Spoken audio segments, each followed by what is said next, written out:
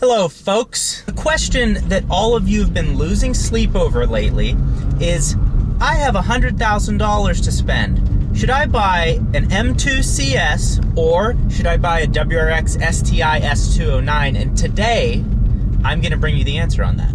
Now you may be saying to yourself, well Ben, the STi S209 is actually only $63,995, the most expensive Subaru by over $30,000. If you go across looking at all of the different Subarus, I think the most expensive one, I think it's the Ascent. I know STIs start at 36 or something like that, but if you just look across the bar there, it's actually kind of funny they have the S209 actually listed. These are two very limited edition cars, and I thought it was worth doing a comparison on them because I think the buyer for either of these is actually going to be a pretty similar person because of how tough it is to get one, and there's no incentives or none of that. You pay for these cars, and that's the end of it. Let's look at the numbers first. WRX STi S209, there will be 209 of those sent strictly to the US market. The difference with this car is a lot of things. So you take a normal STi, you ship it over to Japan. In Japan, they add an HKS turbocharger to it. They upgrade the fuel injectors, the fuel pump. They upgrade the Bilstein suspension. They add some carbon fiber, some lightweight pieces. They add this water sprayer that sprays the intercooler for boosted power, for a little power boost and reduction in charge temperatures. With all of that, you get 341 horsepower and 330 foot-pounds of torque. You have 19-inch forged wheels that are gold, also like the M2 CS, gold wheels. So you have the exclusivity of that. You have all these interesting pieces that go along to it. It's the ultimate send-off for this current generation of the STi. If you're an STi fanboy, this is absolutely the ultimate, the one to go for. And who knows when the next time is that they will actually bring a S model to the United States again, because this is the first time that that has ever happened. I think this car is beautiful, and I did consider getting it before getting my M2. The problem was going to be is what are they going to price this at, and then what's the markup going to be on it?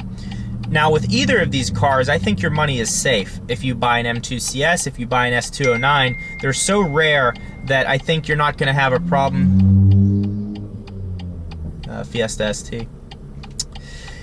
I think you're not going to have a problem with depreciation. There's always going to be a market for these cars to sell quickly. So if you have the money, really either way you go, you're not going to have too much of an issue.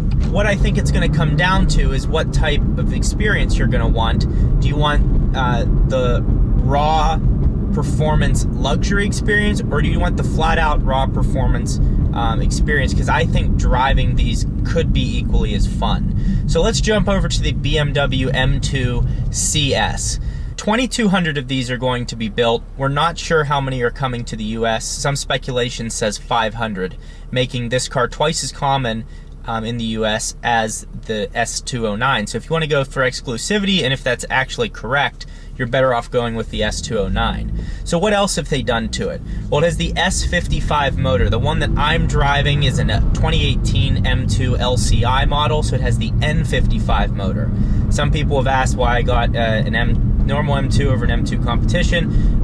The main reason is I like how this sounds. I like this motor way better. That motor has 444 horsepower, which I'm pretty sure is the same as the M4 competition. It also has 406 foot-pounds of torque.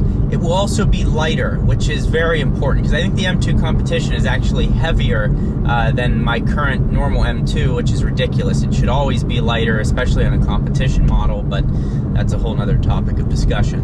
What else has been done? Well, a lot of it is M Performance parts that you can actually get for an M2 competition, such as the wheels. The wheels are about a $6,000 option that you can add to any M2. I can get them on this car if I want. There's also the carbon fiber front lip spoiler. There's the carbon fiber hood. There's a lot of M Performance parts that you can get. You can get the M Performance suspension. So much of it, you can take your M2 competition and add that all on. The problem with that is you then have a 2 Series that's knocking on the door of $100,000. And that is the biggest issue that comes with the M2 competition. I love M2s. I absolutely love them. That's why I bought one. I think it's one of the best driver's car out there. But when you spend $100,000 on a 2 Series, that seems like kind of an issue for me. That's where I'd, even if it didn't matter, even if I could afford to buy the M2 competition, I would or M2 CS, I would probably look around and be like, okay, now I'm at entry-level Porsche. Okay, now I can get a slightly used GTR. So your mind starts to go other places where you get even more performance for your money. And then really, you should, if you're looking at either of these, you should just get the Tesla Model 3 Performance, because it's substantially faster than both of them and much more usable in real life. That's the conclusion I've come to, is the M2 CS is an amazing car. It's very exclusive, it looks great, has all the performance parts you want, it has the shift linkage in the M2 competition, or M2 CS, is carbon fiber. So there's so much that has been done on that car to make it worthy of the CS badge. I just can't imagine paying near $100,000 for it. And the price has not been released yet, so this is speculation. But you got to imagine that it's going to be darn close. Plus, if there's any markup and taxes out the door, I feel like it has to be over $100,000. I found it very funny when looking at the Subaru's website. If you haven't already, go to Subaru's website, check out the STi S209, because it's really cool. All the pictures, all the history, and exactly what they've done to the car is all laid out there. It looks great. The miles per gallon, highway 21, city 15 miles in the city. That is so bad. It's amazing how inefficient that engine is. Because my buddy has a regular STi Limited. It's a 2015. His gets 23 highway, I think 19 city, maybe 8. Or no, I think it's 17 city. It's incredible they've made it even worse.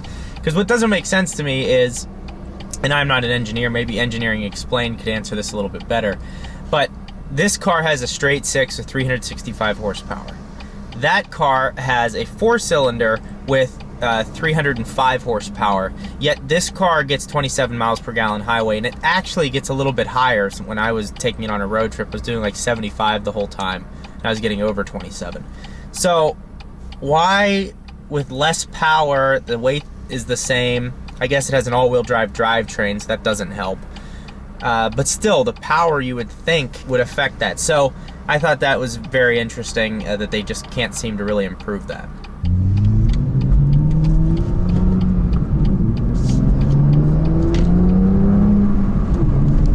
But that's it. Just a quick video on the M2 CS versus the WRX STi S209. Both very exciting cars. At the end of the day, I think the WRX S209 is probably the more exciting car to get. It's a little more, I think it's going to be a little more exclusive, and it just has a little more heritage to it over the M2 CS. But really, regardless of which one you buy, they're going to hold value well, they're going to be fun to drive, and I'm hoping I get to see one on the street sometime in the near future. It's a nice thing about living in Arizona. All of these cars that come out, all these rare cars, you usually are able to see them in Arizona, whether that's at Cars and Coffee, Barrett-Jackson, the Pavilions meet. There's a meet at Tempe Town Lake at the marina every single Friday night. So the car scene here is great, and you do get to see a lot because the weather is also good. It's good to store cars in a dry heat area compared to somewhere like Florida where there's humidity. So I think I actually might spend a few days doing some car spotting as well. I haven't ever done that. On my own I have, like when I would take road trips as a kid with my parents, I'd have a little notepad and I'd have all the brands written out, and I'd make little ticks every time I saw that brand. I guess I've always liked cars for some reason. But, you know, as I'm driving my M2 right now and enjoying shifting through the gears and just the overall feel of the car, the straight 6, I think you're better off buying the M2 CS. Yeah. Because the other side of the coin is, are you really going to spend $70,000 on a WRX? Because that's what it is. It's a WRX. Tell you what, this is a tough decision. I don't know that I should have made the video. We're a very soft society. We can't take these type of triggering thoughts. It's simply too much.